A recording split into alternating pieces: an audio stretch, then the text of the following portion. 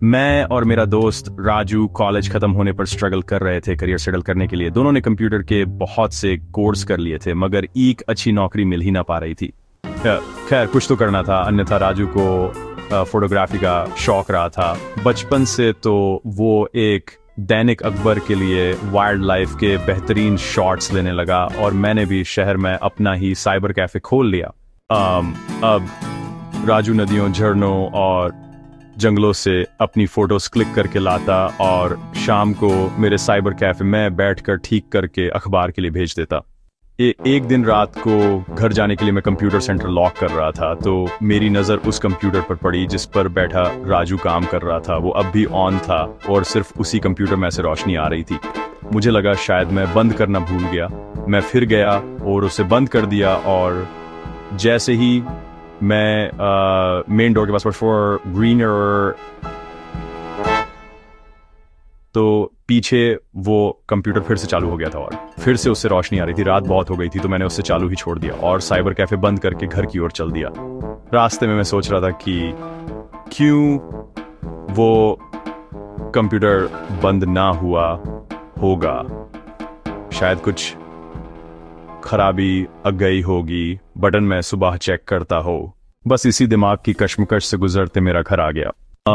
सुबह cyber cafe खोलते ही मैंने सबसे पहले उसी कंप्यूटर को चेक किया मगर अब वो बंद था। मुझे लगा शायद कुछ प्रॉब्लम आ गई होगी इसमें, तो मैंने कंप्यूटर मैकेनिक को बुला लिया। वो दिन मैं आकर कंप्यूटर जांच कर चला गया।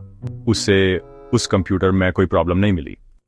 शाम को राजू आया, अपना काम करके चला गया। रात जब मैं फिर से साइबर कैफे बंद करने लगा तो वो कंप्यूटर फिर से ऑन था जिस पर राजू बैठकर काम रहा था।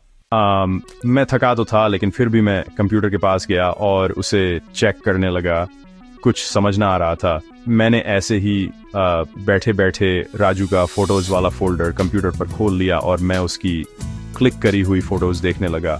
ऐसे ही देखते देखते मुझे एक फोटो ऐसी दिखी जिसमें राजू ने तितली को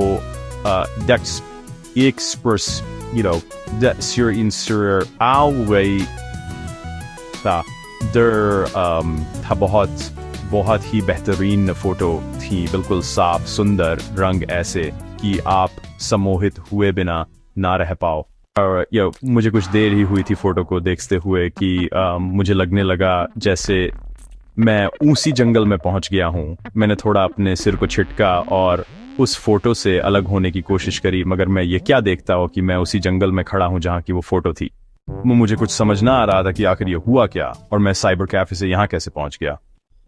बेचैन सा होकर मैं इधर उधर भागने लगा और भागते भागते ठोकर खाकर मैं सूखे पत्तों के ऊपर जा गिरा। मेरा मुंह किसी के पैरों में जा टिका था और मैं जमीन पर पेट के बल गिरा हुआ था। जैसे ही मैंने नजर उठाकर ऊपर देखा तो एक बुढ़िया खड़ी थी।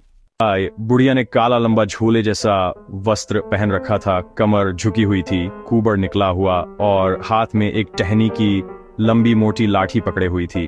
उसकी शक्ल ऐसी थी कि एक बार देख लो तो फिर कभी नींद ना आए। एकदम क्रूर मैंने डरते डरते ही पूछा, आप कौन हो? तो उसने अपनी कर्कश आवाज में चिल्लाकर कहा, मैं डायन हूं, डायन, और जोर जोर से हंसने लगी। मेरी हालत ऐसी हो गई थी कि जैसे काटो तो खून नहीं। फिर वो बोली, यह जंगल मेरा है, मेरा। तेरा दोस्त भी यहाँ आया था मगर मैं उससे खा जाती।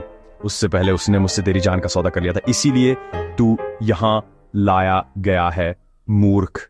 मैंने उसके बहुत हाथ पैर जोड़े मगर उसने एक न सुनी। उसने अपना हाथ ऊपर हवा में उठाया और जोर से मेरे सिर पर प्रहार किया। मैं बहुत तेज चिल्लाया और आंख खोली तो देखा सामने राजू खड़ा था। क्या हुआ, घर नहीं जाना क्या? मैं घबराया हुआ अपनी कुर्सी पर से खड़ा हुआ और राजू के कंधे पर हाथ रखा और अपना सपना सुनाया। फिर हम दोनों दोस्त मुस्कुराते हुए कैफे को बंद कर घर की ओर चाल दिया। लेखक लोकेश राज वशिष्ठ।